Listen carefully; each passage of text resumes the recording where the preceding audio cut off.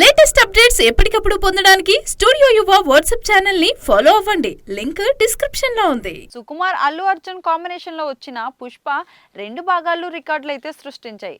పుష్ప 1 ఒక రేంజ్ లో సక్సెస్ కాగా పుష్ప 2 పాన్ ఇండియా రికార్డులు అయితే కొల్లగొట్టింది. అల్లు అర్జున్ పూనకాలు తెప్పించే పర్ఫార్మెన్స్ పార్ట్ 1 నేషనల్ అవార్డు వచ్చేలా చేయగా పుష్ప 2 సినిమాతో మరోసారి అవార్డు గ్యారంటీ అనిపించేశాడు.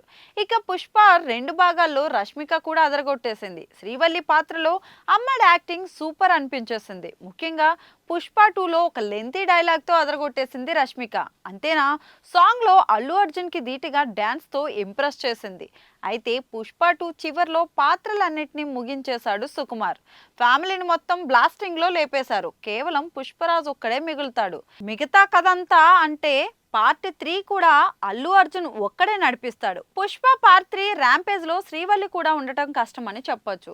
సో హీరోయిన్ పాత్ర 3వ భాగంలో ఉండే ఛాన్స్ అయితే లేదు. ఒకవేళ పుష్ప 3లో కొత్త హీరోయిన్ ఎవరైనా తీసుకుంటాడా అన్న తెలియాల్సి ఉంది. పుష్ప 3 విషయంలో సుకుమార్ ఆలోచన ఏంటి, అతను ఏం చేయాలని అనుకుంటున్నాడు అన్నది తెలియాల్సి ఉంది. పుష్ప 2 తర్వాత అల్లు అర్జున్ అట్లీతో సినిమా లాక్ చేసుకున్నాడు. మరి ఈ సినిమా 2 ఏళ్లలో పూర్తి చేసి ఆ తర్వాత పుష్ప 3కి రెడీ అయ్యేలా షెడ్యూల్ ప్లాన్ చేసుకున్నాడు. పుష్ప 2 టైంలోనే పుష్ప 3కి దాచిన రష్ అంతా అలానే ఉంది. ఈలోగా సుకుమార్ కూడా రామ్ చరణ్తో ఒక సినిమా ప్లానింగ్లో ఉన్నాడు. మరి పుష్ప 3 కోసం ఆడియన్స్ని వెయిటింగ్ చేయించేలా ఉన్నారు మరి ఈ టీం. ఈ మధ్య ఒక ఈవెంట్లో 2028లో పుష్ప 3 వస్తుందని నిర్మాత అన్నారు. కానీ అది సాధ్యమయ్యే పరిస్థితి అయితే కనిపించట్లేదు.